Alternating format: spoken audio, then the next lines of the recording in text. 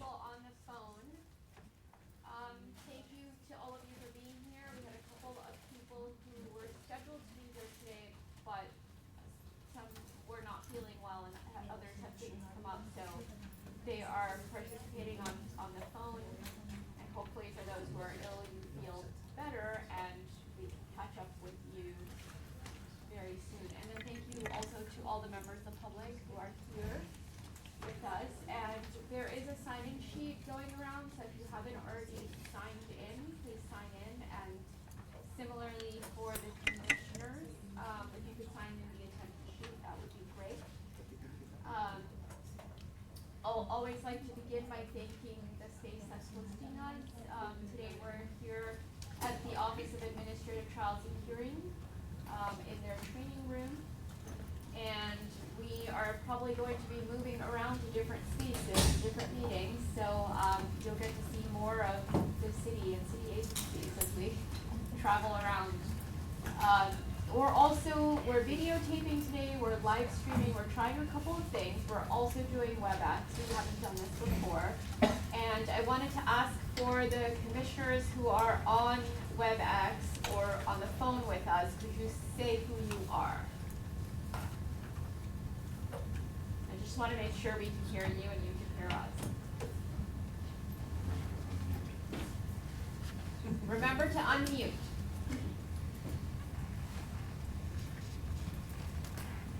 It's really interactive. It's really hard to hear you. Can you get closer to the mic, please?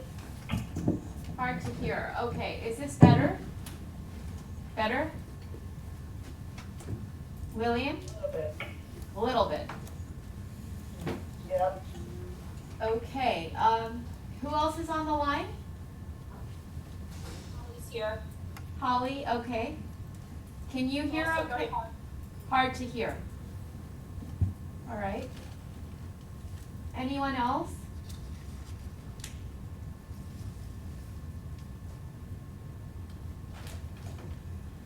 I think Linda's also on the line. So are you still having trouble hearing me?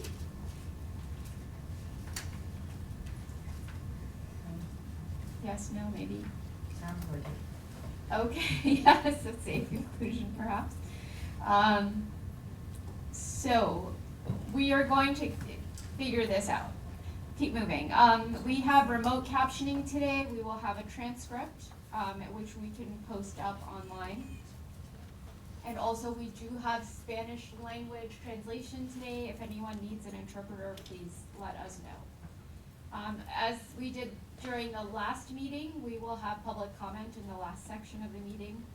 And we're just gonna start off going through some of the internal business of the commission. We do not have a quorum today, so we cannot approve the minutes. So we will need to table that for the next time. And I just want to remind everybody that that is how we transact our business. If we do not have a majority of commissioners who are in office present physically at the meeting, we cannot take action on anything. So please remember that as we go forward, as we're trying to identify meeting dates and you're fixing your calendar as well. So we're just gonna move past the minutes for this meeting for now. The next section of the meeting, we're gonna be talking about some updates for people. First is just hiring. I wanted to let people know that I did in the last meeting introduce some folks who we have on as part of the team. We do have a new team member who started with us a week ago. His name is Andy Toledo, and he's our community engagement specialist. He's coming to us from the Bronx Borough President's Office and has many, many years of experience with community boards and community outreach. I don't know if he's here in the room. He was downstairs helping people come through. We also have 2 additional people who completed their onboarding and should be able to start with us in the next 2 weeks. And then that is 3 lines that we have filled. The remaining 3 are also moving forward. so hope that by this time or by the next meeting, we will have every line filled. The next big chunk of time that we have in this meeting is really to talk through the bylaws a little bit. The law department produced the first draft of the bylaws, and then Donna and Mark took some time to review and comment on the draft. Then we took their comments back to the law department, who then gave us more feedback. So the version that you have in your packets is reflective of 2 rounds of edits that we've gone through. And a note is that we are not voting on the bylaws today, not just because we don't have a quorum, which is a fact, but also because we want to give you time to read through these and make comments and ask questions.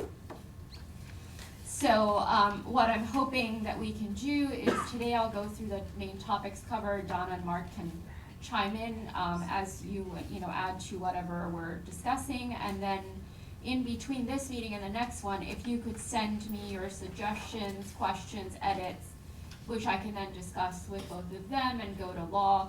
And then I would like the next meeting to have a version that is inclusive of everyone's comments. So I think we might have a little bit of time to get into questions and comments today, but if not, certainly we can do it in between. And I wanted to start this segment by prefacing that we are not required to have bylaws, right? So it's meant to help us structure and streamline our work. There are commissions that don't have bylaws. We were just trying to create more structured process and have the bylaws be easy to understand, give us basic guidelines. And the law department's draft really is based heavily on the charter and what the charter tells us we are supposed to be doing. So just to go through the sections of the bylaws, and again, please, the both of you please do chime in. So the first section is just the name of the CEC, the Civic Engagement Commission. The next section focuses on purpose and powers, and it's broadly defined to just say generally we're trying to improve civic engagement through different types of partnerships. And again, it refers to the chapter of the charter that we are in section 225A, which is specifically focused on participatory budgeting. And then it also says that these bylaws, when they're adopted, will override a section of the resolution that we passed in May. And that section is really about how the commission will schedule meetings and determine locations for meetings, etc. So a lot of what is specified here is meant to override that. Are there any questions so far? Okay. The next section is about membership. Again, the law department refers to section 3201 of the charter. I know we had a little bit of a conversation about whether to paste the full text of that section here. Again, they thought in the interest of keeping it short, we could link to that section online. And if you recall, that section just talks about who appoints the commissioners, how long their terms are, and their qualifications, etc. Article 4 is about the officers. This is introducing something new that we do not currently have, which is the appointment of a vice chair in the event that the chair cannot be present at a meeting or is otherwise unable to attend to the business of the meeting. Then we should have a vice chair. So this sets out a process to nominate a vice chair, and that person again needs to be affirmed by at least 8 members. Other officers can also be appointed, and then it specifies the process of resigning and removal. Any questions or comments? Ask what other officers you're envisioning. I think this is in consultation with you all, so I don't have anything in my head right now. I mean, there is the other role for secretary, which is, you know, someone who keeps minutes, and that's covered later in the bylaws, can actually be, according to these bylaws, be taken on by staff. So, but we can discuss, I mean, if you all think there's a need for other officers as we're going, this will allow us to, gives us the provision to do that. Yes. Two things on this. One, this is Mark Geller for those on remote. One is that at the bottom of section 6, there's a statement, removal should require a 2/3 majority. That was actually my explanatory comment. It wasn't meant to be incorporated in the text. 10 members is a 2/3 majority, so the document reflects that. The other is that, not to get hyper technical, but in the creation of other officers, we should also make provision for the elimination of those officers if the commission deems it prudent. That if we wanted to eliminate a position, that if someone resigns from a position or is removed from a position and it's deemed no longer necessary, no sense in filling the position for no reason. Okay, that would be under I? Other officers for. Oh, number 4, okay. All right, you can send language for that. Yeah. Okay, in the next section, Article 5, we have provision for reimbursement for expenses. And there might be situations in which you are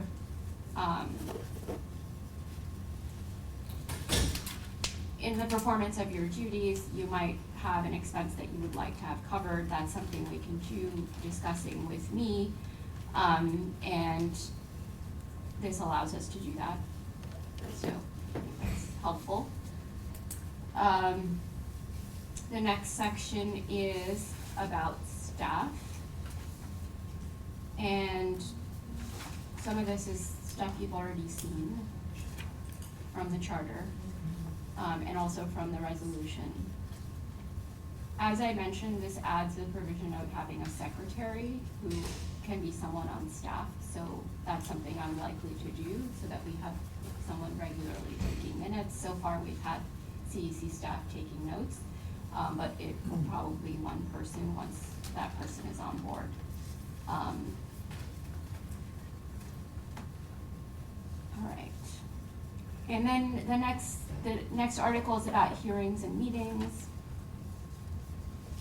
In this section, we're asked to hold at least one public hearing in addition to what is already required for us. And if you recall, we're required to hold a public hearing on the full site assistance program, so that'll be scheduled after January 1. And this is saying we should do at least one other one. So that's something, I don't know, we might want to talk about that. And then, of course, the other pieces of it allows us to meet at a frequency we can decide is appropriate for our business. Special meetings can be called for by the commissioners. The next sections are about notice of meetings, and place of meetings, saying that we are going to meet in New York City, we're going to meet in Hawaii. And we will make we are required to have our meetings being accessible.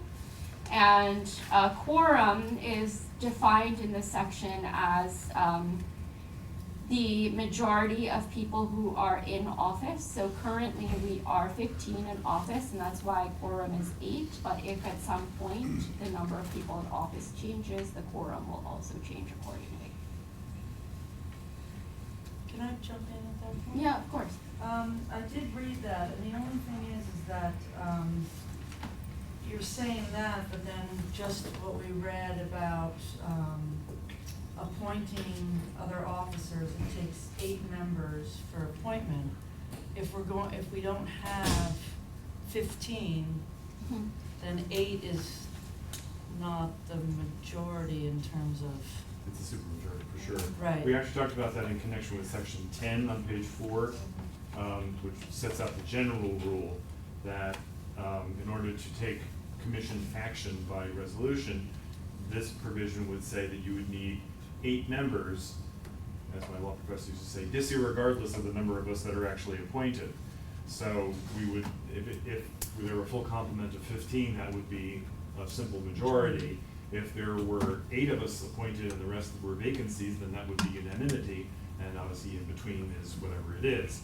The law department came back to us and said, in effect, that it is typical for boards of our type to require that majority, to require a majority of the total number of seats, not the total number of persons serving. And so since that seems to be a broader requirement, and when you think about it, not a bad one in terms of good governance. Sure. That it just makes our work a little harder if it's a contentious issue and there's only 9 of us in office for whatever combination of reasons. Right.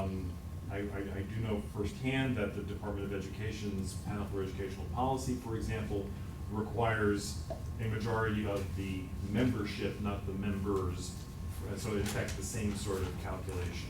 So that was not accidental. Okay. It's a good catch. I caught it too and kind of objected, but that was the response, and I'm satisfied with their response. Well, it makes sense because if you go down to 14, then, It's still 8. right, because if you, anyway. It's the odd number, even number Yes, thing, yeah. right. And then the other thing on this is public hearings. Is this saying that there's only 3 days' notice that needs to be given for a public hearing? Are you in the notice of meeting section? Yeah, the number 1, you have public hearings and then regular meetings, special meetings, notice of meetings. I think it's, There's this 3 oh, that's a good days. question. I think that if That's a we're good gonna question. set out for notice of public meetings, I think we need to discuss what that time frame would be. And it needs to be significantly more, I would put forward, than 3 days. That's a very good slide. I can look into that. Unless you, do you know the answer to that? Does anyone here know the answer to So 3 days? whether public hearings, whether public hearings, have another time frame other than 3 days? Different from commission meetings, which are public meetings, but not public hearings. Right. So we can look into that, since This says notice of meetings, it doesn't say notice of public hearings. hearings. yeah. There actually is no requirement, So it doesn't say. notice requirement for a public hearing.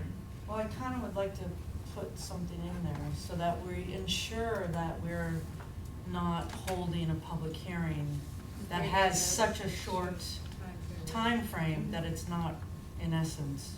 That's scientifically designed to make sure that no one actually comes to it. Exactly, Yeah. Mark, thank you. Yeah, the balancing act, I'm sorry. No, no. Yeah, the balancing act is if you make the notice requirement too long, then then you'll never actually be able to respond in a nimble way to exigencies and hold a meeting that addresses a particular problem. I don't know that that's gonna be an issue for this commission, but the thinking is shortening it, and not having it too long. On the other hand, I'm gonna bet a good beer that most of us can't turn our schedules around on 3 days' notice and all appear in one place at one time to do that, so. And with a public hearing, it's hard to push out the information about the meeting in such a short period. That's Yeah. So correct. something to consider is 15 days or.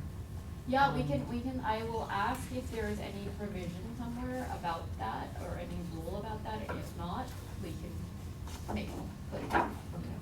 Yeah. Suggestion.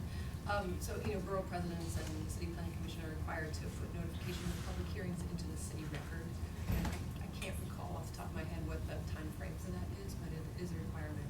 But I think that's just compliance, and I think this body could go above and beyond Yes. by using website and other social media tools to give further advanced notification in addition to whatever is the base requirement. Oh, God. Yeah. Okay.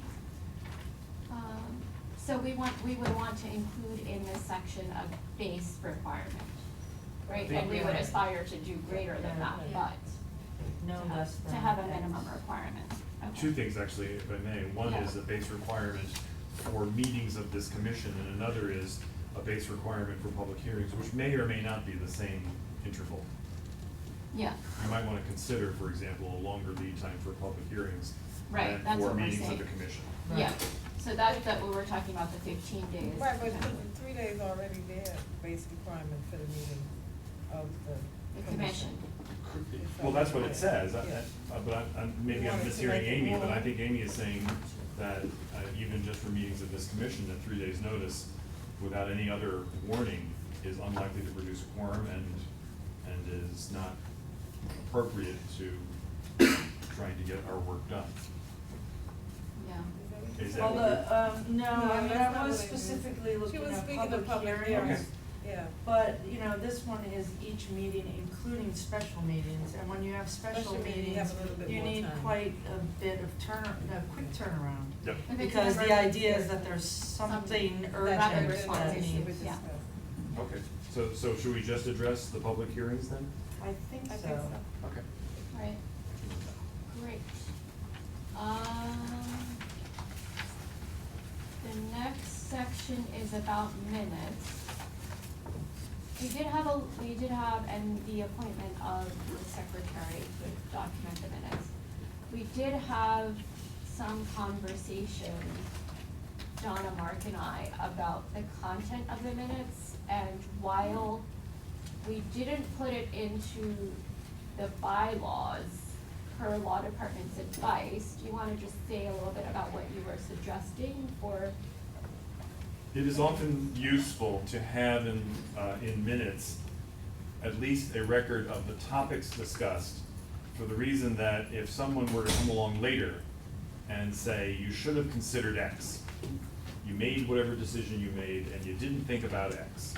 And so if the minutes reflect, we thought about X and we decided that X is not that important and we voted against X, but we thought about it, then that becomes a sufficient response to, and an easy way to defeat a challenge to a commission action.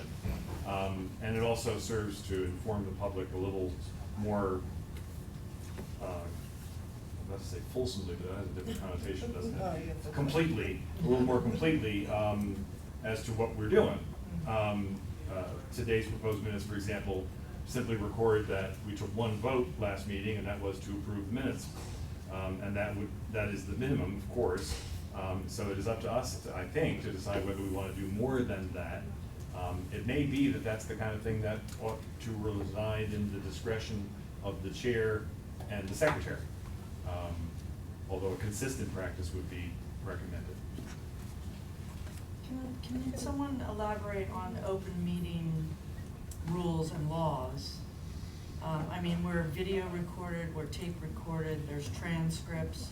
So in essence, everything that we hear and discuss is in some form of documentation, it's Mhm. documented in some way. That's right. Yeah. So Or it's required to be when we have a quorum. when we have a quorum, Yeah.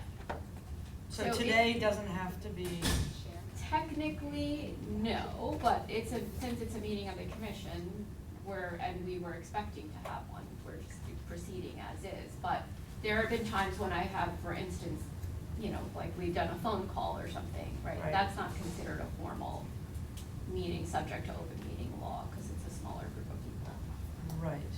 yeah. And we're also not submitting minutes from those discussions of the commissioners either. Yes, So what I'm trying to get to is about minutes. For me, originally, I understood that we weren't elaborating in the minutes our discussion because of the open meeting requirements of documentation. It all exists for the public to access. Okay, so In the the open transcript. meetings law requires that we give notice to the public of our meetings, and that the meetings, and that usually takes the form of publishing the agenda, and that the meetings are open in every real sense to the public, that they are held at a place and time that is not designed to prevent the public from participating, that they have notice and an opportunity to respond, It does not require public comment, although we have it. It is sufficient that if the public is here and can hear what we're saying, that's good enough.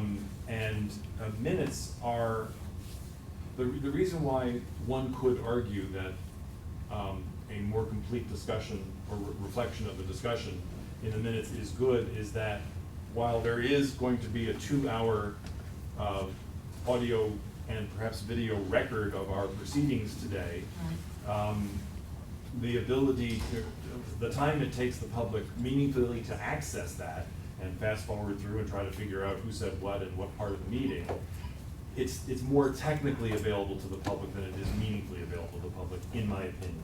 And that's why sometimes a brief summary that has just topic headings, we talked about minutes, we talked about attendance, we talked about quorum, is a little more of a help to the public in trying to figure out what we're doing. Agreed, and then also I just heard the chair say that if we do not have a quorum, then we do not have to have minutes. That's probably right. And in this case, I would say that it's a good thing to have a document of Exactly what we've went on, discussed. yeah. Well, one of the things that I noticed that I noticed that I didn't notice the first time I read the bylaws, and we'll get to that in a minute, is that we need to give ourselves 3 more wishes.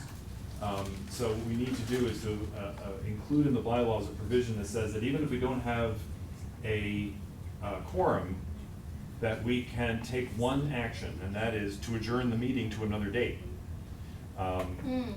Which is typical in Okay. in these kinds of bylaws, because Right. otherwise, sitting around this table and we all agree we're gonna meet next Tuesday or a month from whatever, is not technically a binding action. And it is a typical action to take, and that would then be recorded in minutes, Minutes, even right. though there is no other minute to record. Yeah, I think that was a helpful discussion.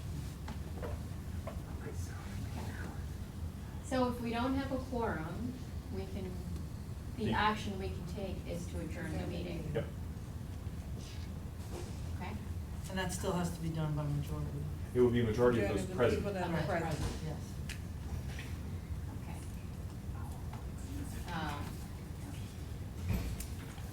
All right, so the next section is about committees. It gives us the ability to create committees and delegate powers and duties to the committees. And each committee needs to have at least 3 members. We also had a discussion about the addition of working groups separate from committees. So Mark, can you explain that a little bit, since you I was the fool for bringing it up. had that section? There may be times at which our work would profit from a short-lived examination of a topic that would not be an ongoing examination or an ongoing need to perform functions, and that the chair would be empowered to impanel a group of us or a group of us and or non-commissioners who would perform what usually it would be like research and report back on a topic, or examine how something is working in practice after we have adopted a proposal or a way of proceeding. But it would be, as I said, the point would be that it's a one and done kind of operation, and that it has some formal recognition, so that when we showed up and said, please tell me how this is going, someone would be motivated to answer our question. Okay. I think we should, sorry, but as you know, bylaws are something that you have to act in accordance with. Mm-hmm. I think in terms of governance, it would be good to have a chair of each of these committees. You have 3 members, but there's not a chair. So we don't want always 3 members talking. Mm-hmm. There should be a chair who has a committee of at least 2 other members. Who doesn't The necessarily- chair would then report to the commission.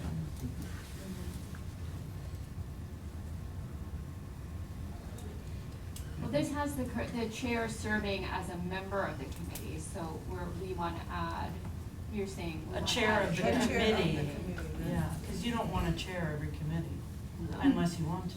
You shouldn't speak for you. I think the committees and the working groups are really good ideas to help us advance the work here. I wonder if there was any thought about what the process is for, getting the recommendations of the committees and the working groups to the full committee for vote or not. Mm. And whether, the staff resources of the CEC are available to the committees and to the working groups. I think that the answer to the second question is yes, totally. So we're asking, the first question is about, can we add something on process and bringing things Yeah. to vote or awareness, or I'm not sure how else, of the full commission? So that you don't have like people just meeting on committee and then there's no Well, I sort of could reporting envision back a scenario in which a committee, comes up with a recommendation, as a limited portion of this larger commission, that may not, serve the interests of everyone on the commission or, be in accordance with all the way all the commissioners are thinking.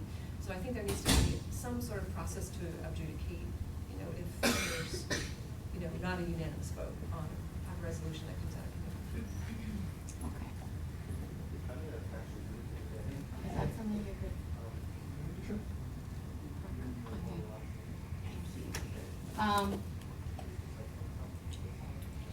Okay, last article, well, no, two more. The next section is about what we need to put on our website,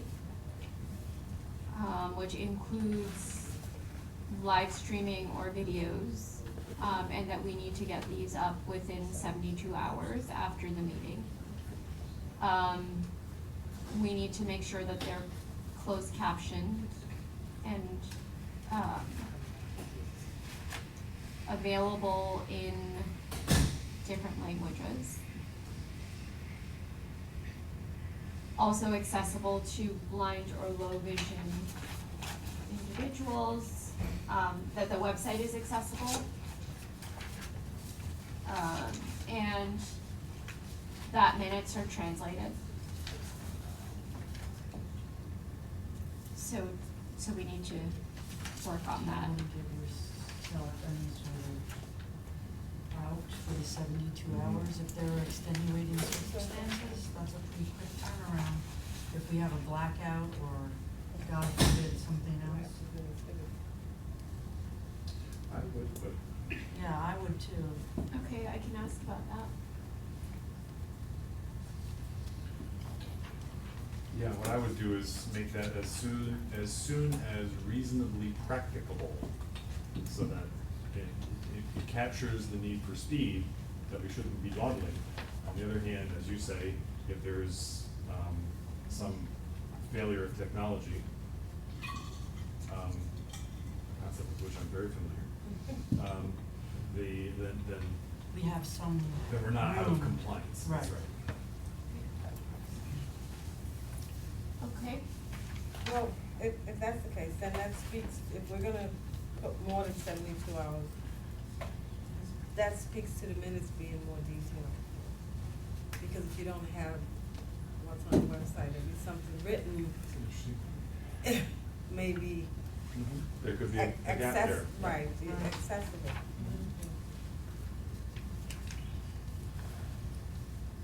yeah, Although the minutes are not public until we've approved them. well, no, we've actually put them We up put on the them up on the website, website. subject to approval, Okay. yeah.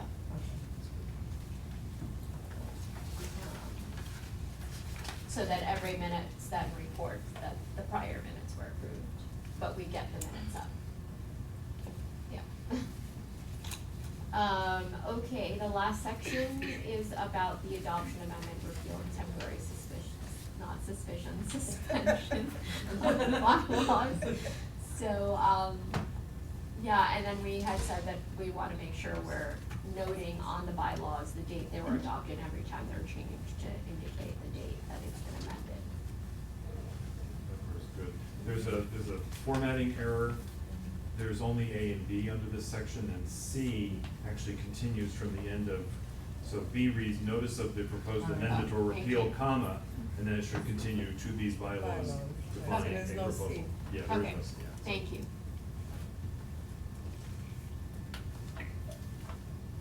Okay, 10 members may by resolution suspend the operation of these bylaws.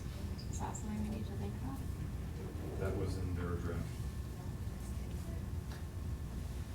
Okay, If you're going to suspend the bylaws, it should be a supermajority, I agree with Yeah, that. Okay. absolutely. okay. In what case would you What suspend the would- bylaws? I've never heard of it. Notice is probably the one that comes to mind, that if there's an exigent circumstance. Sorry, the one that comes to mind is notice, that you need to suspend the bylaws in order to overcome a problem with notice.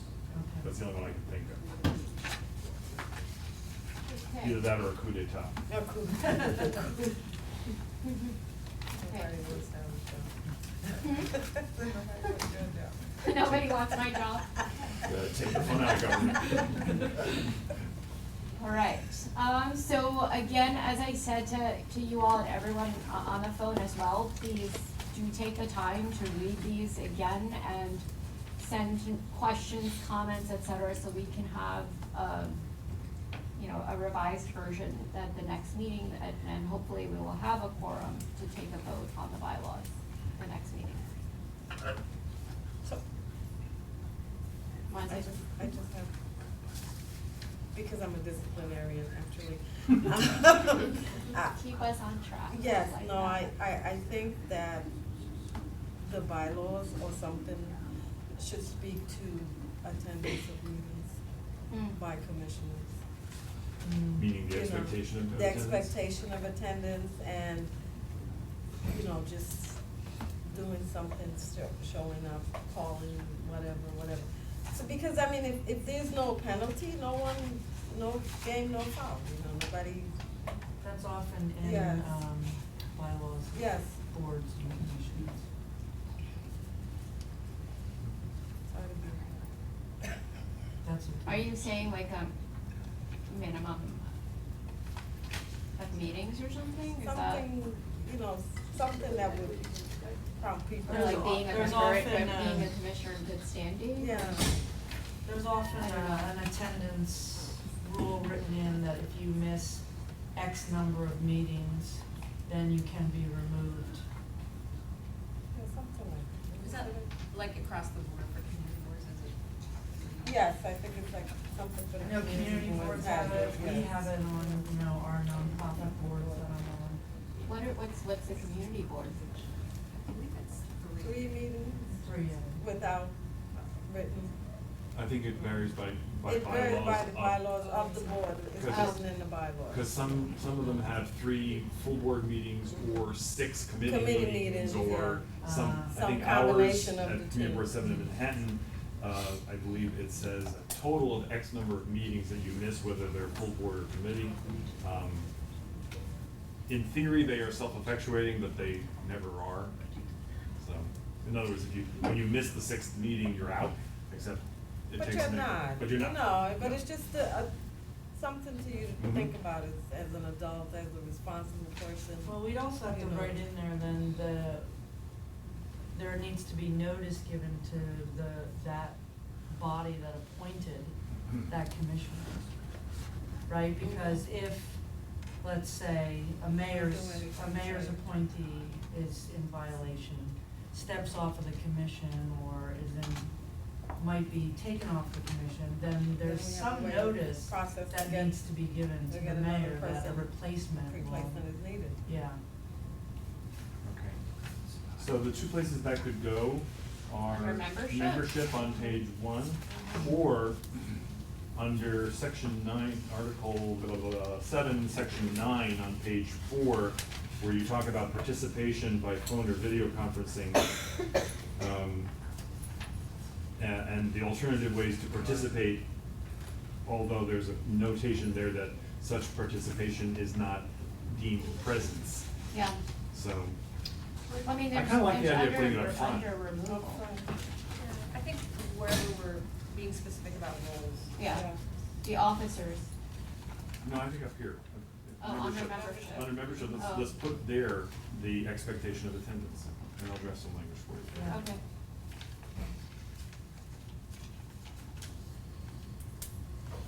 Okay.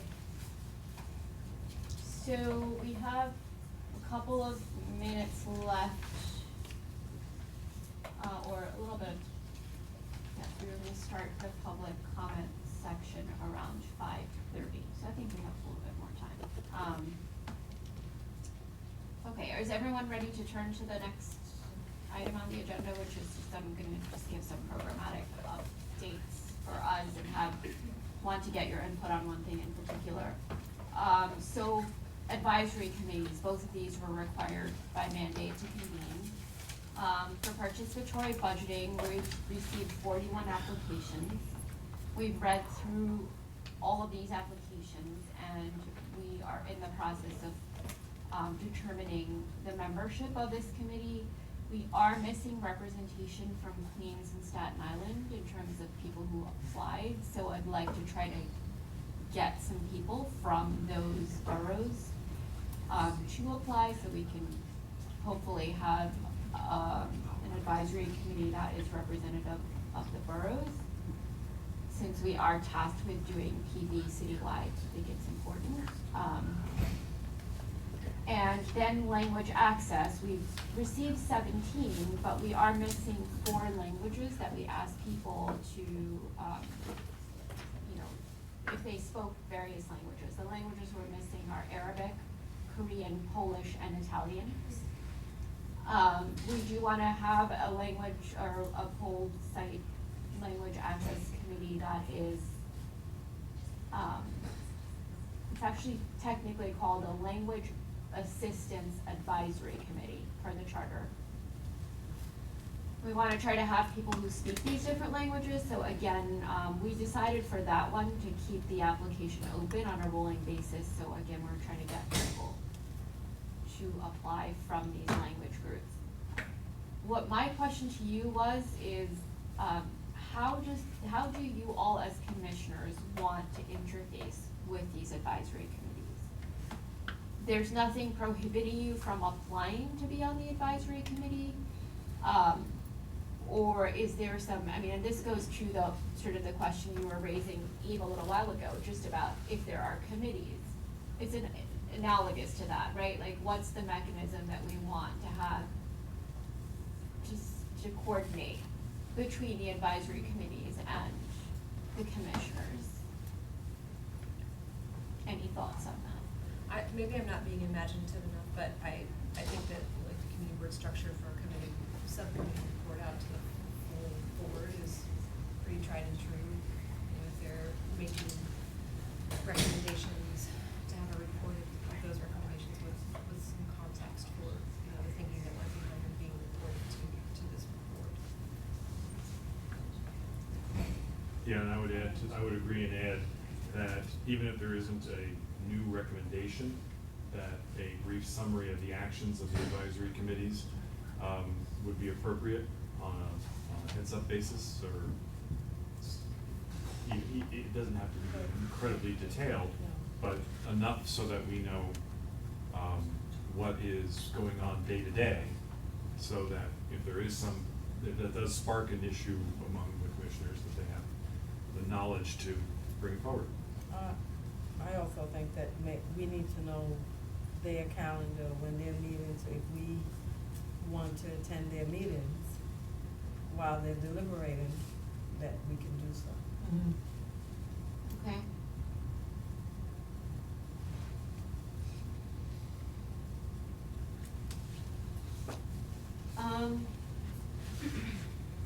In the last meeting, we had talked a little bit about the participatory budgeting. Specifically, there were a couple of people who expressed interest in talking more about CEC and participatory budgeting. Is the best way to handle that just sort of like convene, would that be like a PB working group of a commission? Or do we talk to whoever's interested one-on-one? I mean, what's a good way to do that? Similarly for language access. Do we, I mean, because we did do working group on like the listening sessions, right?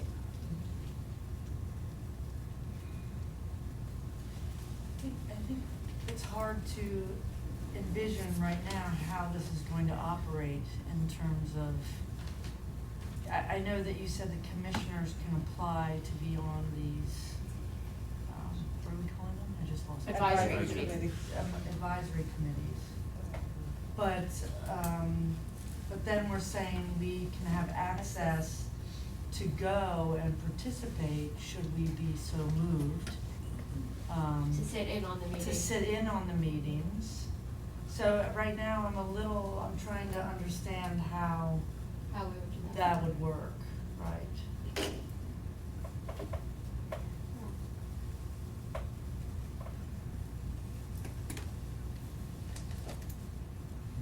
Well, one thing we have agreed on is that whatever is being recommended, that's something that needs to come to the commission. Right. So we can definitely do that. I think that it would be valuable to have commissioners' input who are interested. I mean, it's sort of like a two-way process because your input can influence the advisory committee's recommendations as well. So if there are,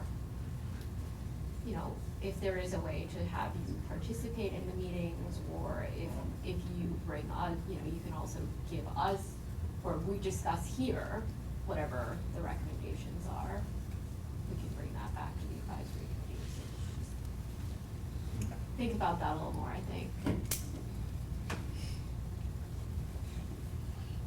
See, what I'm thinking is, like Amy was saying, if we can go To the to meeting. their meetings, we can solicit, we can give our input there, and then when they come to brief us as the commissioners, that commissioner's input would already be with their data, rather when they come to us, and then we have input and we send it to them, and it's a Okay. back and forth thing. So if you have a burning desire about something, you just, All with right. your permission, of course, tell them Just that let them know. we're gonna be coming and we'll have something to say. Is there any legal reason why that would not Yeah, I be mean, I don't wanna appropriate? make this more complicated. I can't think of one. Okay. I think that's well within the discretion of how to organize committees and their work. And what's more is, I'm not certain, our meetings are governed by the open meetings law, so we have to have at least some opportunity for the public to hear what we're saying and but some committee meetings, probably not. They're Right. not. As long as they're not making final policy decisions. Right. Which is gonna be made in public, Comes because we're here gonna to Right. come to vote. you. Exactly. And will the commission guide the work of the committees, or is that the chair only who's guiding the work of the committees? Do we vote on, let's say that we want X to be explored by the participatory budgeting committee, and we would like a report out of that by X date.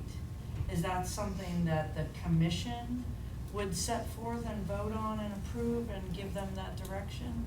Or would that direction solely come from the chair? I think we could Okay. give the We can do information. both. Yeah, I think it's right. whatever the commission wants to recommend, since the CEC is staffed, would have to go through the staff to the advisory committee, because the staff is also tasked with managing the advisory committee and executing on whatever is recommended, so. Can I make a suggestion that what you're suggesting would be a kind of like a joint responsibility? Because I think this commission will have good, interesting points of view on this work, but I also think because we have all these people coming in with their expertise, that they might be thinking of stuff that we haven't thought of yet, that we not just be exclusively setting the agenda for the committees, but they actually be setting part of their own agenda. Sure. Yeah. I mean, I think we definitely wanna create mutual influence opportunities, so. Yeah, I didn't mean exclusive, I was just trying to get Was it to salary guidance or from committee? only the chair or from the commission as well. But of course, the committees would direct. In my head, for the record, there is no only the chair. Cause I rely on all of you to give me good ideas and feedback and guide the work of the commission, so.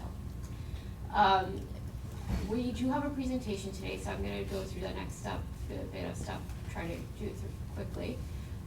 For additional updates on participatory budgeting, we did attend 2 of the agency briefings where agencies answer questions from the public on projects, so started to make some of those contacts with different agency reps.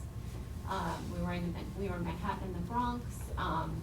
We are also working on getting a meeting on the calendar to get specific allocation from OMB. So hopefully we'll have an update on that in the next meeting. The next programmatic update is related to the poll site interpreter program. Election day is next week. There will be posted on nyc.gov/immigrants vote, the entire list of poll sites where we are providing interpretation. They're wrapping up sort of like last minute details on these poll sites, so they haven't published them yet, but they will be up there. I did include in your packets the Know Your Rights flyer, which the CEC logo is included on. For your awareness, these are also gonna be translated, and one thing that was very important, I think it's gonna be important for all of us to keep emphasizing going forward, is that even though we are tasked with providing an interpreter program, we want people to know that they have the right to bring their own interpreter, because there is no way that any program administered by the city or the state is going to cover every language and every person's needs. So people need to be empowered to bring whoever they can to their poll sites, and that's not something that I feel like has been promoted. You know, it just needs to be part of the education that we engage in. I also I think it would be great to get, I've heard requests in the past, from people saying, could you do like a video or something that shows people how to vote? And that's something else that, I think would be great to do. Just like walks people through the process of walking in through the door, looking up your name, going to like, what exactly do you need to do? Because while something like this is great, I don't think that it takes into account things like literacy. It's gonna be translated, but literacy is at play for both, even if it's translated, they might not be literate to read it in their language. In their language.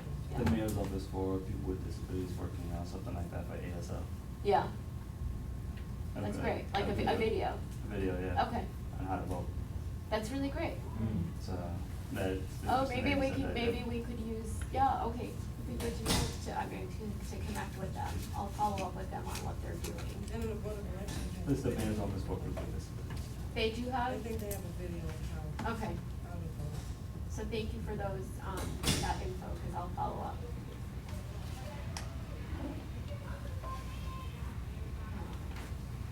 Okay, yeah. They also have, this is going back to what was in, some of what was in the bylaws, but it made me think, the mayor's office for people with disabilities also have people that train other people on how to make websites and content that people would put up on it, accessible to people with, a wide range of disabilities.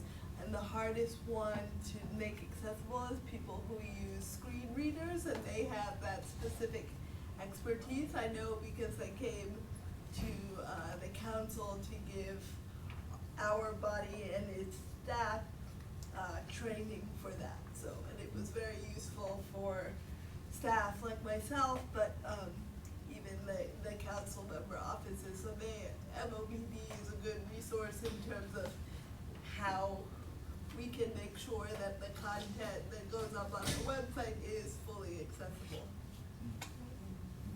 They recently held, I don't know if Lydia's in the room. but, they recently, Lydia is in the room, they held NOPD did a training with Microsoft, on making documents more accessible, and Lydia did attend for the commission, so we are starting to get up to speed with that. Microsoft. I was just recently at one of the events at the Microsoft store. Yeah, I think that's where she was too. But this one was on video game. Oh, is that video? Okay. Okay, great. I was there with a couple of members of the chapter and really important people from the staff. Yeah, that's really great.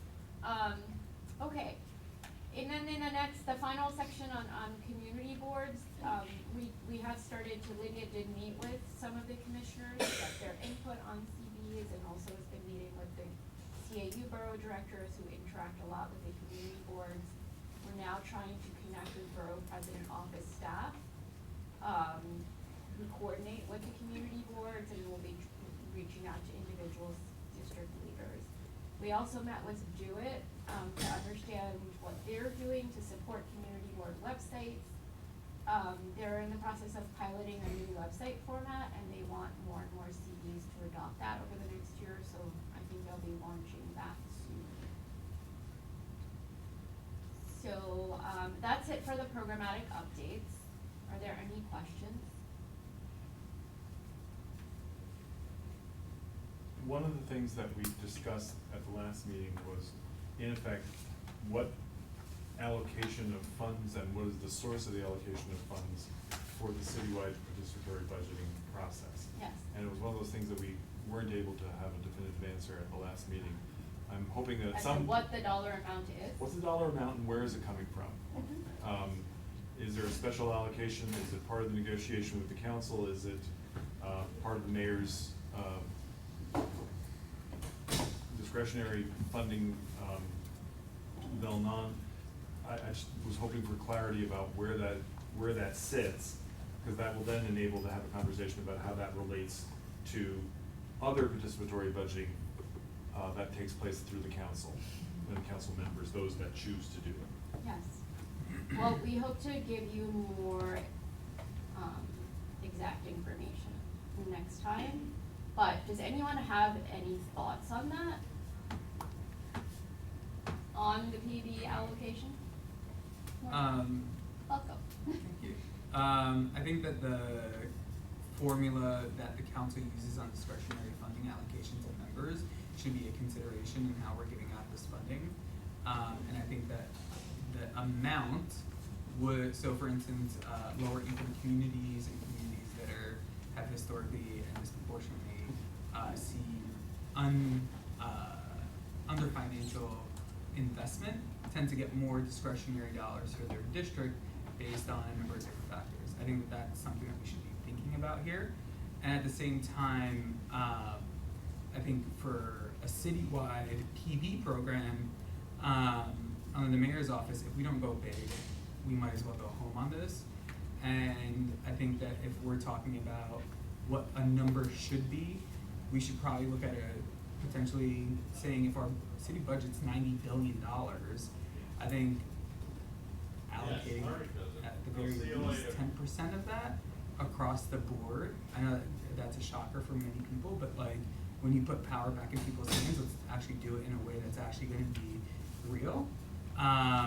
So I think that is something that we should be discussing, what kind of formula to use in disbursement of the funds as well is really important, just because I think in our last commission hearing we had this very amazing conversation about civic happy communities and how those would be more eager and engaged in the process already, and folks in those, some of those communities aren't the ones that have seen this underinvestment across the city historically.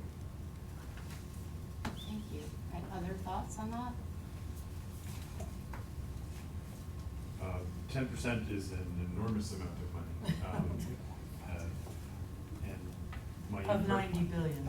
Well, right, so it might be that it's 10% of the discretionary funding as opposed to 10% of the overall budget. I don't know, it is my perception that an awful lot of the city budget is fixed between contracts that have been signed years ago and programs that we all probably think we need. And in the zero-sum game of a city budget, there might be some mischief there, so I'd be concerned about 10% of what. And then one of the things we also talked about a little bit about last time, and I think this aligns with what you were saying about the well-served and underserved communities, I'm paraphrasing badly, that. Well-funded and underfunded. There you go, thank you. That to the extent that, for example, council members already participate in PB in their districts, that some accounting for that should take place or be included in how the citywide PB operates, so that it's not double dipping for some communities at the expense of others. Yeah, and I think that we haven't come to a conclusion about if we're going to be doing just capital or program. And I think that's separate because the council's only doing capital. That's right. And I think we have to be a little bit more specific when we're making comments, right? So like, for instance, discretionary funding under the council side is each member gets a certain amount of money. Mm-hmm. On the mayor's side, I don't think that that's the proper term used. So like, obviously there's gonna be operating costs of city workers. That's not what I'm talking about. I'm being a little bit exaggerating and saying like, the budget it's actually 90 billion, but in the amount to give, I think we have to actually have a significant amount in there so that we can go back and say, we are one of the biggest cities in the world, and we are empowering our communities to be feeling the democratic values that we espouse and say that we are, and giving them the right to say, you know, I want, $100,000 to go to gun prevention, and I want $250,000 to go to a community center in our district to have a place for young people to go to. I want to invest in environmental programs, since our city is a city of islands and we're all going to be underwater, and being able to have those conversations, and that's programmatic. I think, like if we wanted to actually be a little bit niftier in talking about like urban planning, I'm not going to jump on Professor Barron's wagon here, but like I think that there's a lot that we can say that we can do with this money, and I think when it comes to the reinvestment into our communities, we tend to have a lot of the same, that's too much. And I don't think that there is too much to give, considering the amount that communities have faced a significant amount of burden across the history of the city. So let's rectify that with a program like this so that we can actually move us away from having this continued tale of two cities, if you may. Thank you for that. So what I want to say about this right now, this is going to be an ongoing conversation. Two things I'd like to say here. One is, three things. I think it's important for people, as we were talking, who are interested in this to really possibly attend the advisory committee meetings, right? About getting the allocation, we are definitely looking at what other cities are doing and trying to make a case for us to be comparable or better.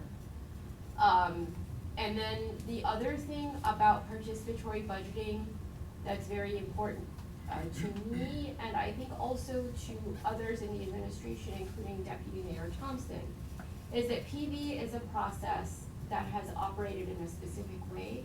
And I think it's very important that it is an avenue to greater awareness about how to influence budget, which I think can happen in different ways. The unique thing about PB is that it lets you actually vote on the allocation, and we want to have that happen more and more.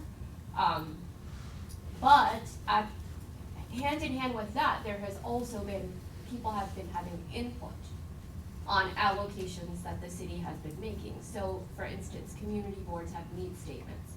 Those go to agencies. Agencies then weigh in on how OMB is making allocations to certain things. And I don't think people understand that even exists. Like, a lot of people don't know that community boards are doing that, right? So we wanna try to connect people to all of these different opportunities and hopefully longer term create a plan that is like synergizes these different ways to influence budget. So I think we need to be thinking about that as well and talking more about how that all works together. So then I'm just gonna stop here with the programmatic stuff so we can give, last time we had talked a little bit about DOE, what they're doing, Civics for All, so Jenna Ryle from the Department of Education is here with us today to give us a presentation about Civics for All and also participatory budgeting as it is happening in the schools. So you're welcome to take the floor. Great, thank you. Thank you. I did bring our flyer, and I have a feeling that there will be a lot of questions. So if you want to pass that around, I'll kind of walk through the flyer with everyone. Is this the best place for me to be? I'll walk through that.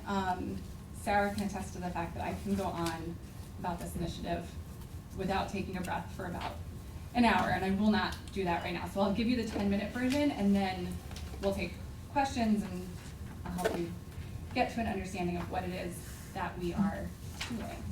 So I'll wait a second until everyone has a copy of the flyer. I'm Jenna Ryle, by the way. I'm the implementation lead of Civics for All over at the DOE. All right. So if you take a look at the flyer, I'm sure you've heard the phrase Civics for All. It is an initiative that is part of Democracy NYC. It was part of the mayor's 10-point plan and was announced in spring of 2018. And so initially that came to the Social Studies office over at the Department of Education. And so we started to take a look at what it would mean to strengthen the teaching of civics in the Department of Education. So I think something that's important for people who maybe aren't a part of the DOE, or who aren't teachers necessarily, to understand is the way that civics has already existed, so that we can kind of talk about why I say strengthen and not start. And so we follow, as do every school in the city, we follow the state mandates. And so the New York State framework has civics included in it in all grades K to 12. And so the New York State Social Studies framework has social studies practices. And those practices are designed to be embedded in all social studies teaching that happens across the grades. And so civic participation is one of those practices. And so that changes as we move through the grades to be age appropriate and grade appropriate. So there's that component. And then there's also the framework that dictates what content students learn at different age groups. And so our students, K1 and 2, I say all the time as a middle school teacher, God bless them, they teach people how to be people. And so much of the K1 and 2 curriculum is what we know to be civics for kindergarten, first and second grade. Then fourth grade gets into New York City history, but spends some time on the Constitution and the foundations of American government. Fifth grade has a case study where they look at America. Seventh grade spends a lot of time on the foundations of American government. Eighth grade builds on that a little bit, and then in 11th grade, they get US history and government, and in 12th grade, they get participation in government. So those are the mandated content where civics has already lived. So when we were brought Civics for All, we had to kind of take a second and look through what it was that we already had and what it was that we wanted to make sure our students were getting, and what we really wanted civics to be as it pertains to New York City. And so in New York City, we have an existing social studies curriculum that was written by New York City teachers, the New York City Department of Education. The social studies department is the only department that creates their own curriculum. And so the Passport to Social Studies curriculum, at the time that Civics for All was brought to us, already existed for grades K through 9, and 10 was in the process of rolling out. Right now, we're rolling out 11, and 12 is working. So we started by just kind of looking at what do we have, and recognized pretty quickly that the civics that we were already teaching our students was very foundational. This is the Constitution, this is the government, this is how our country got started. And so what we decided to do was take Civics for All and move that foundational understanding into a contemporary space and move the two of them together. So the example I use all the time is that our second graders have a lesson in social studies on the election process. That's important. They should understand how elections work. What we wanted to do with Civics for All was have our second graders understand that you are already a member of a community. That community impacts you, you impact that community. What should that engagement look like at the age that you are now? And so that's what Civics for All does from kindergarten up through 12th grade, builds on that. So if you take a look at the flyer, the Civics for All curriculum is the biggest piece. I like to say we erred on the side of excess in the sense that we have tried to give teachers every resource that they could want to teach a variety of civics concepts. The idea was that this curriculum would be in alignment with Passport to Social Studies, so that teachers who were already laying those foundations could build on them by using the Civics for All curriculum, but we wanted it to be flexible. So when Civics for All was brought to us and we were told, create a curriculum for civics, we quickly recognized as former teachers ourselves that you can create something new, but you can't give teachers more time in the day. And so anything that we create, we try to think about how is this usable, how is this practical for teachers. And so Civics for All is really a collection of standalone lessons, resources, and projects that teachers can integrate into a variety of content areas. So while it's designed to be aligned with social studies, it can also be used in the literacy classroom, in the math classroom, in the science classroom. We have schools who are using it in advisory. We have some schools who've dedicated, like, Wednesday is Civics Day. And so whatever content you're doing a Civics for All lesson that aligns to that content. So there's a variety of lessons there. There's a lot in that curriculum. It's about 4,000 pages from K to 12, so I'm happy to answer questions, but I can't get into too many specifics right now. PB, you all sound very familiar with participatory budgeting, obviously, on the city level. So we have participatory budgeting in your school. We had initially consulted with the participatory budgeting project on what PB looked like in the councils and how we could bring that into the school level. And so what that is we give our participatory budgeting schools $2,000, which doesn't sound like a lot. It's not for a school. I'll be realistic about that. But with that $2,000, we also have the teachers come and we train them, and they get two guides. They get the PVP guide to participatory budgeting, and they get our DOE written participatory budgeting in your school that has lesson plans and activities in it. The idea is to take the process that happens at the council level and make it work in the classroom. And so teachers get trained on how to do that. They go through a role-playing process where they engage in a mock participatory budgeting, and then they bring that back to the school. And the students are the ones who propose what they would like to spend the funding on, goes through a steering committee, follows the same process that the PB that you're familiar with follows.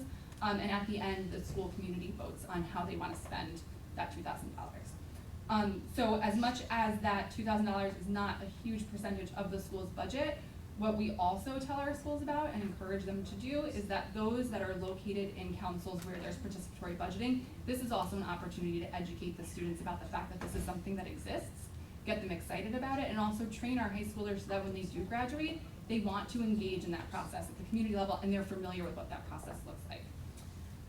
Civics Week, we used to call it Student Voter Registration Day. And so Student Voter Registration Day was very effective. It was a great program. We realized that to work within the DOE, in order to get as many students registered as possible, that it would be best to expand that from a day to a week. We also recognized, and we find it to be very important for our students, that we not necessarily make voting the gold standard of civic engagement. It's important. We all know that. I mean, just taking age-wise, our students from K to 12, a very small percentage of them are eligible to vote in the first place. And then if you take into account our students' immigration status, we have more students who are ineligible to vote. And so we don't want to send the message to our students that the only way to participate and the best way to participate is to vote. And so Student Voter Registration Day became Civics Week. And Civics Week is inclusive of the Student Voter Registration Drive.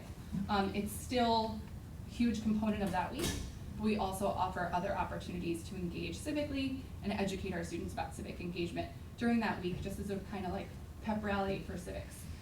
We don't have our official date yet. We're still working on that. It will be early spring of 2020. Last year, we registered 18,000 students. This year, we expect with pre-registration of 16 and 17-year-olds for that number to increase. So we're really looking forward to that. We're excited. We'll expand Civics Week this year also to kindergarten through 12th grade. So our elementary students will also be engaged in civic engagement activities during that week.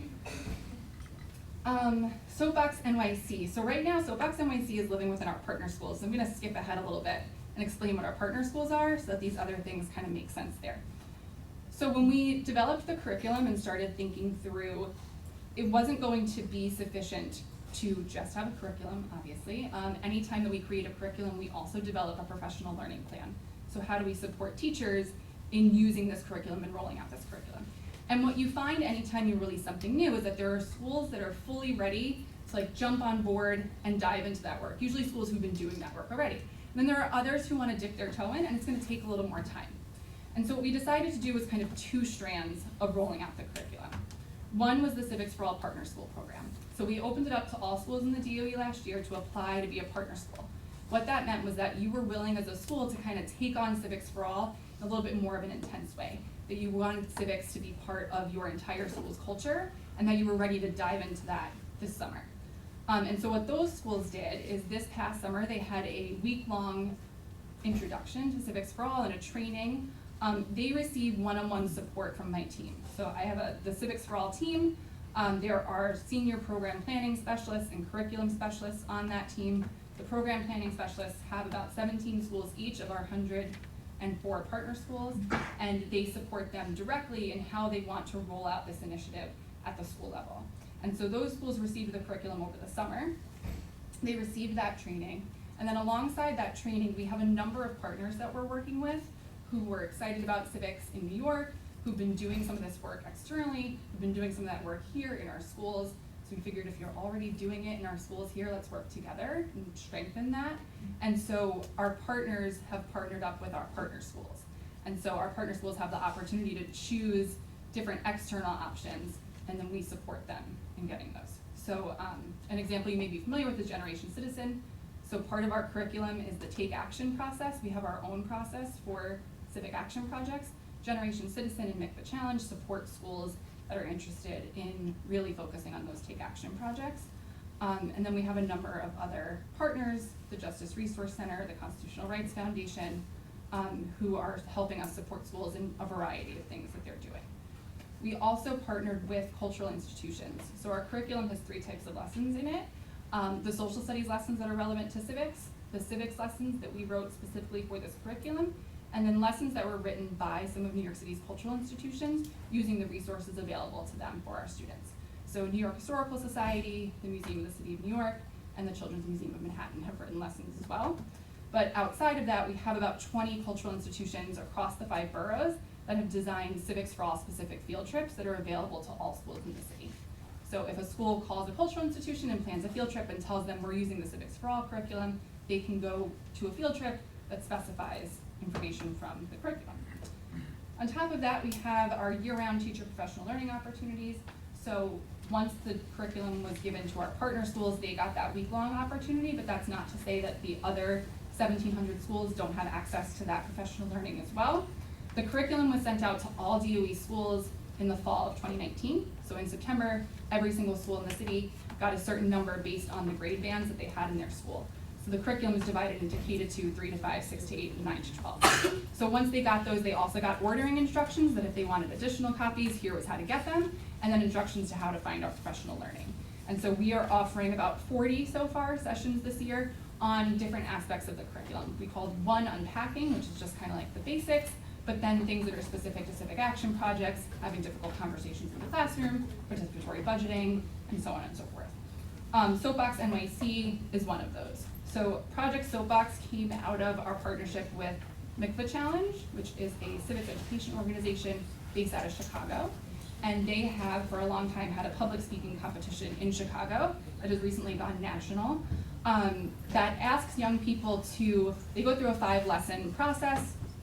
They come up with an issue that they feel really strongly about, and then they're invited to get up on their metaphorical, or in some classrooms, an actual physical soapbox, that they stand up and they give a 2-minute speech. And in that speech, they say, this is what the issue is, this is why it matters to me, this is why it should matter to you, here's what we should do about it. So all of our schools are invited to participate in that. They are given the curriculum. It's available to any NYC DOE teacher. For this year, the actual competition will be amongst our partner schools. So we're gonna try that this year and then plan to expand it moving forward. News literacy, we've recognized that media literacy is a huge part of civics, it's a huge part of understanding the world around us, of social studies, of just being a person who exists in the world, and so we've partnered with News Literacy Project.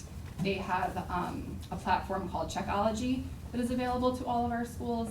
It is a digital module-based platform where students go through a process of learning how to be media literate. So that's it. I tried to do it as quickly as possible. We have 2 minutes for questions. Questions? Yes. Hello, thank you. Hi. This is all amazing. Is there any way we can get the curriculum?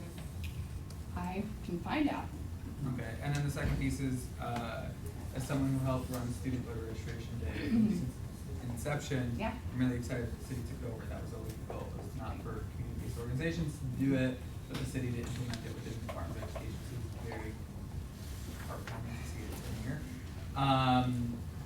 How do you share numbers of how many students interface with Civics Week? Like, With Civics Week or Yeah. with Civics for All in general? So Civics Week. Civics Week right now is a collaboration between City Hall and the DOE. So the City Hall side is very much the keeper of the numbers. And so last year, our metrics were really the number of students who registered, the number of students who were in a classroom that was doing that. But in terms of activities that students were engaged in, last year was the first year of Civics for All. So we didn't measure classrooms that were doing civic activities that weren't student voter registration. This year, we're working with an external evaluator, so we'll have a little more information. Great. And the other opportunities for young people to engage in Civics Week is community boards, PEB, and So we do still partner with CBOs for Civics Okay. Week. So as much as it's now a little bit more living within the DOE, and we provide resource guides to teachers. We have one called Vote, an instructional guide, which is part of the curriculum as well, on how to vote, right? Just how these kids are just registering, and we recognize that that's an important decision. So how do you choose a political party? How do you decide who to vote for? Where do you find information that's accessible and that's important and that's necessary based on the information that you need? So those guides go out to the students, and that's kind of our role. And then both PEU and CBOs support going into the schools as well. So the teachers are really the ones registering, but the outside organizations support that as well. And does CFB still have a role within the program? Yes.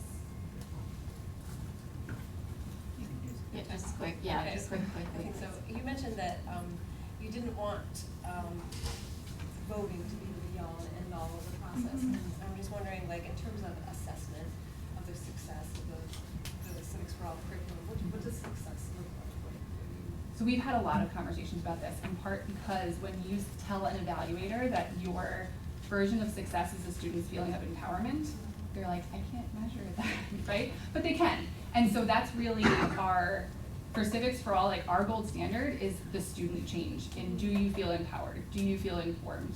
Do you feel, regardless of your age, that you know more now and that you can have an impact on your community and you feel like your voice matters? I think that's very relevant for this body. Quickly, yeah. Is there anything beyond the students that goes home to the parents? Is there a handbook for parents? That's a great question. So initially, it was, let's get this out, let's get a curriculum, let's work on this. Some of my goals for this year are to start to think about how we bring Civics for All and bridge that community and bridge the parent involvement, because to call something Civics for All and then only keep it in one part of the community isn't really true to what its name is. And so kind of this was phase one. I imagine that phase two will be bringing it to both the community and to parents. Great. Can we talk with you more later about the evaluation piece? Thank you so much Thanks. for being here.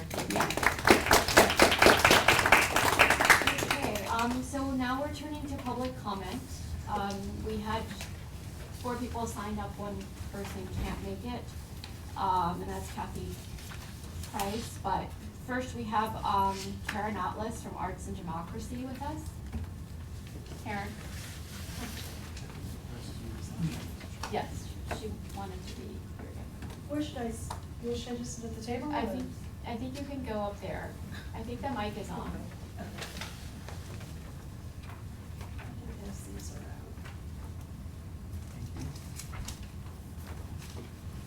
So honestly, I didn't know what to So- expect. Sorry, I'm just gonna, just for the interest of time, I'm gonna be timing everyone who Okay. speaks, and it's 3 minutes.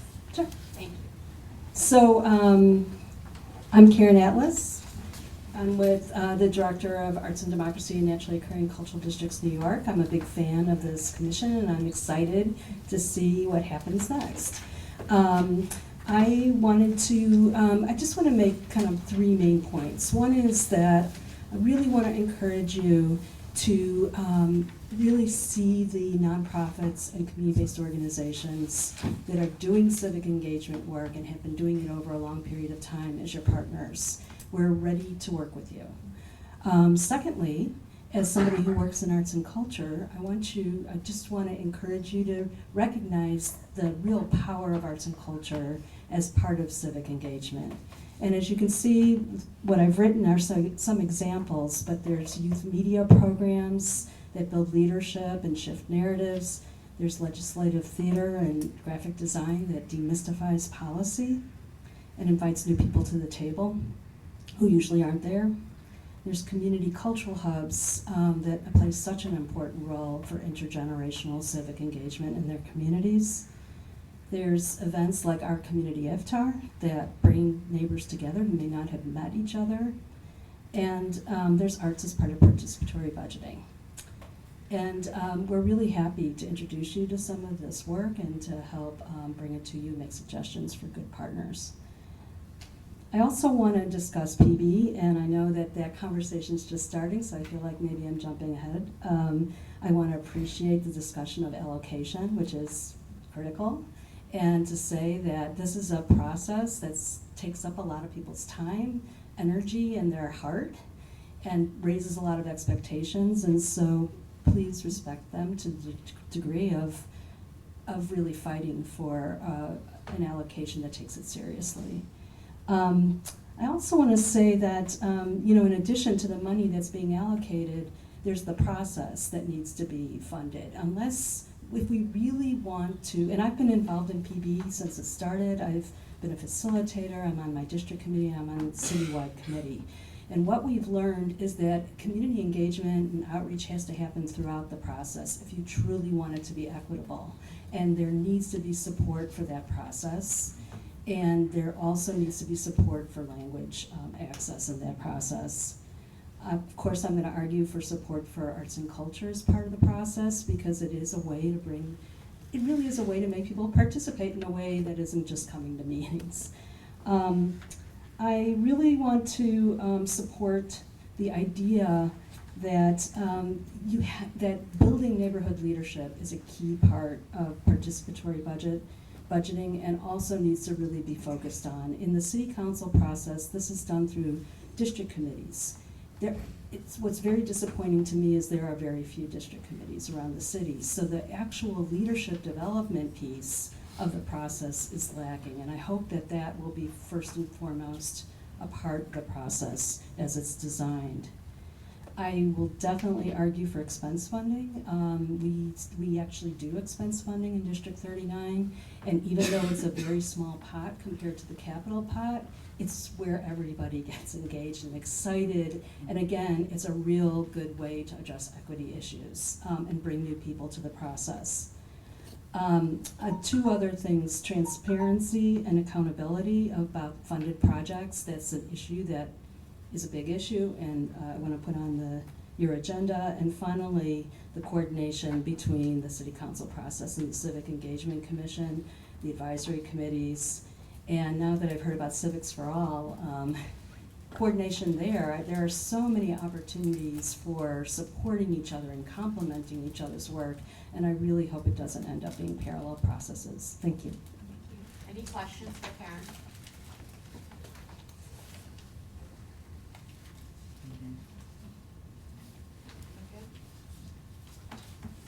Okay, next on the list was Alejo Rodriguez, Assistant Program Developers, Community Liaison from Exodus Transitional Community.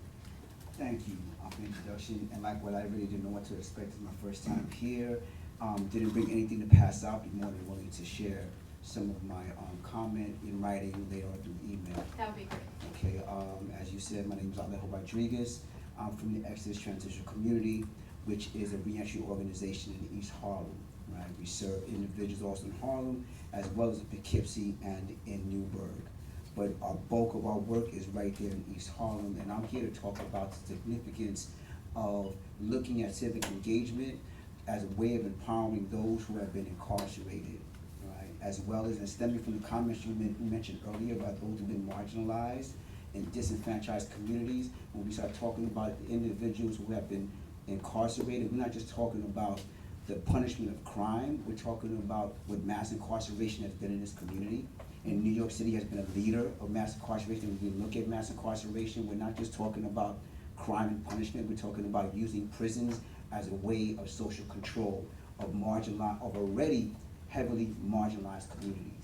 So it's very layered, and at the iceberg right now is right in our face is those who have been incarcerated, but it's connected so much in the racism that's been in this country that this has been very intentional. So as long as this state has been a state in this union, right, it's very intentional to marginalize people of color.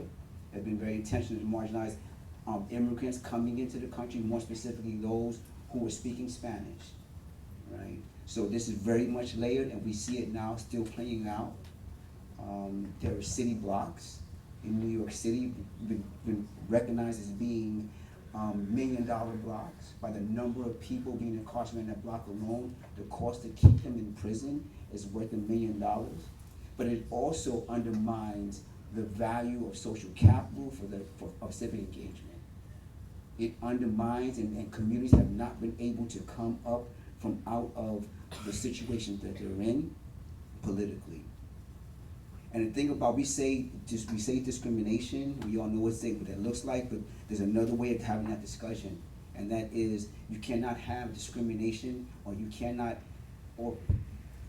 there needs to be someone privileged while someone is being discriminated against. So you cannot have mass incarceration without white privilege. You cannot have mass incarceration without the privilege of the power structure that be. So there isn't just a matter of, we're going to talk about civic engagement at the heart of it, and we want to reach all those who have been marginalized. It isn't about asking for certain funds to be allocated. It's like something that's due.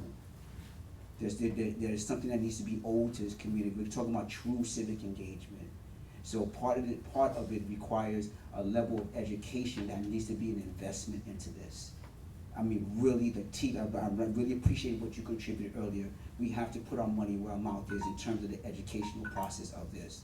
I know my time is up. Is that my time sign right there? It is. I'm sorry if I taken too long, but it's just that I'm very passionate about this. Yeah.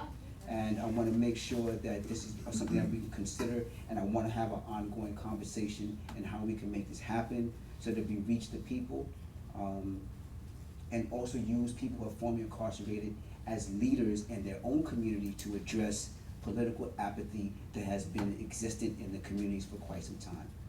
And I just need to make one last comment, and that is, we're not going to be able to remedy this with one registration, with one vote, with one just get Trump out of office or anybody else that nobody dislikes. This is gonna have to take this is gonna be a long process to truly address political apathy in marginalized communities. Thank you for your time, and I apologize for taking too much time. Yeah, in your email, you had mentioned something about the importance of educating people on parole regarding their voting rights. Yes. So But is that something that you are currently engaging in, that you'd like to partner with the city on, or what, just? Thank you. So we have constructed, we call it Peace Plan, Participatory Education and Advocacy and Civic Engagement. It's an initiative that Exodus Transitional Community. Last year, Governor Cuomo had authorized an executive order which would allow people on parole the right to vote. My personal experience, I'm on parole right now myself, and no one educated me about how to register. Everyone was advocating for me to register, but I was really ignorant about the registration process. And I knew myself that if I was experiencing that, I could imagine how many others were intimidated by the process. So this is where the initiative for the Peace Plan started. And now, but we're not just looking at now those on parole, because individuals on parole, their relationships with the community there's an intersection that really reaches out and branches out in so many different other areas. Like Karen, what you talked about earlier, the other relationships that happen indirectly. So we want to utilize these individuals. We're going to educate the people who are on parole. We're challenging them to be leaders, to go out into the community, to begin to have discussions, to really have genuine relationships about their political actions. So that way it isn't just, at Union Square, oh, hi, how you doing? Have you registered to vote? And you sign here. No, it's real communication, other people holding other people accountable about their civic action. So that's our vision, and to create leaders from those people who have been specifically discriminated against, and have it just build out. You know, and of course, like we were talking about earlier, all things need funding. As Karen pointed out, now excuse me for calling you Karen, but that's what stuck to my head. We need money. We need funding for this, and it's not going to be like it can't just be a little piecemeal money. We need money that's going to be actionable. Don. I have a question. How do you see our commission and you working for the justice-involved community so that we can get to some of the things that you're proposing, and also do the work that needs to be done for that justice-involved community and get them involved as well? Do you see? Yes. You know, besides the allocation of funds, right? Building community. One of the things I knew was very significant while I was incarcerated, right, was building significant community relationships. The idea of leaving from inside prison, and even though you're free, there's this isolation. You really don't know how to begin to have conversations with people. Your socialization. There's a socialization process that people need to learn how to do. I think we can do that through civic engagement and working with people while they're inside. And so in the preparation, in the process, before we even get to parole, I think we could begin to transition the idea of how we're working with people on the inside. For an example, education has shown to be one of the best evidences of people who have college education while in prison have shown to have the lowest recidivism rate. All right. The thing about it is only like 5% of the people in prison are actually in college. What are we doing with the other 95%?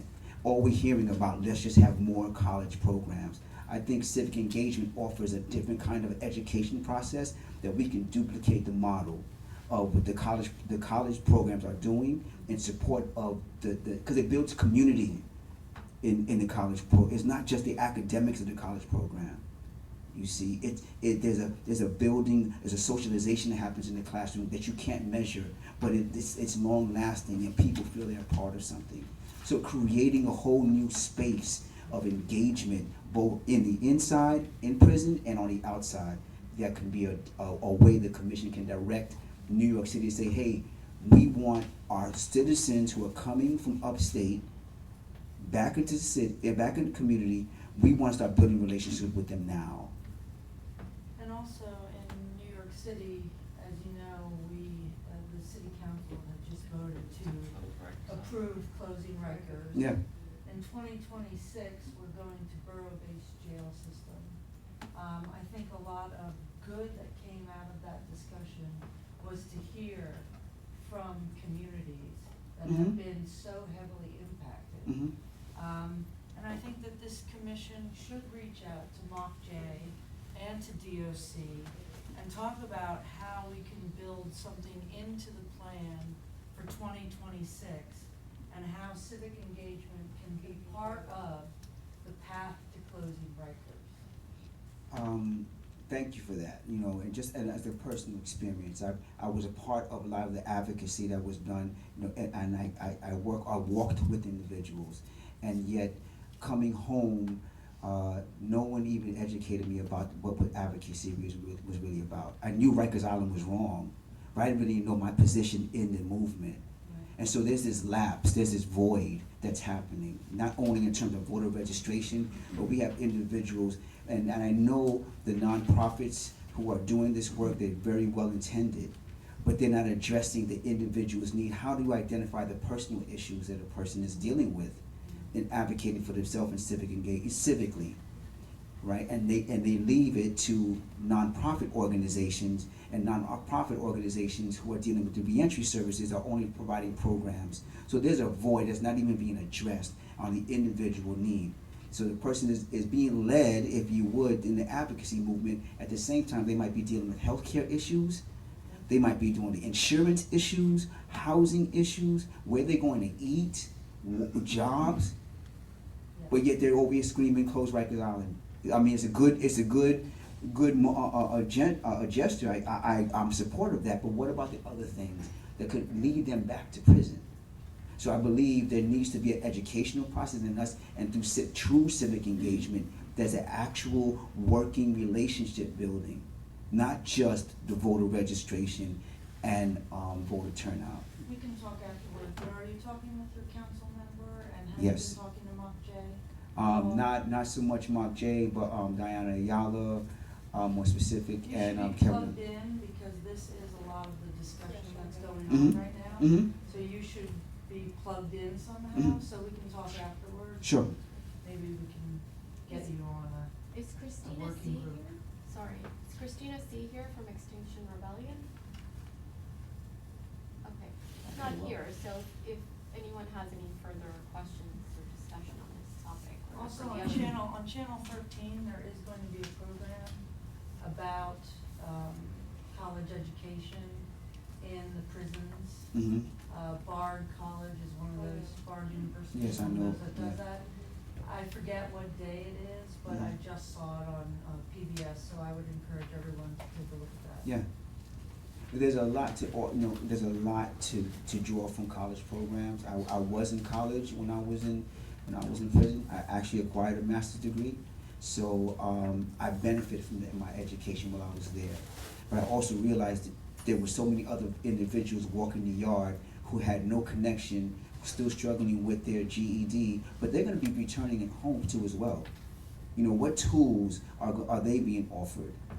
And they're not being reached because of the lack of, or because college is not available to them, right?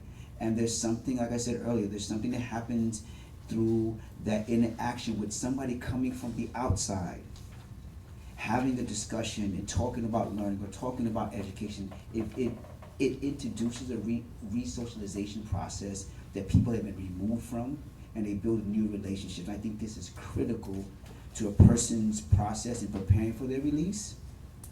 And I think it can't be duplicated, and I think we can do that through civic engagement. Thank Okay. you. Thank you. Okay, if there are there any announcements or any additional issues that we need to address at this time? Do we now have a quorum? No, oh, we do. You're Dun, right. dun, dun. 1, 2, 3, 4, 5, 6, 7, 8. We do have a quorum, so we Point of can. order, I suggest the presence of the quorum. There is a quorum, so we can go back to the minutes. And get approval on the minutes. So, So I would move to adopt the minutes as presented. Second. okay, all those in favor? Aye. Aye. Any opposed? So the minutes are approved. Okay? Right. Great, thank you, Murad. Yeah. You made us a quorum. Try to be useful to All the time. Yeah, we were talking before about, just a note on that, like, the importance of having a quorum to take any action, and that even though people are calling in today, it wouldn't allow us to approve the minutes because we didn't have a quorum here. Good thing I didn't get a response. Yeah, I guess so. Going forward, when you circulated that very helpful message about how to call in and so forth, Yeah. it might be a good note to add to that message next time that Good idea. that this is not actually being present at the meeting. Very good idea, yeah, thank you. Okay, so, if there are no additions or announcements, can I hear a motion to adjourn the meeting? So moved. Second. Okay, thank you. So the motion to adjourn has been seconded, and all in favor say aye. Aye. All opposed, nay. Correct, motion is passed. Thank you. We're calling the meeting to adjourn. Thank you for being here.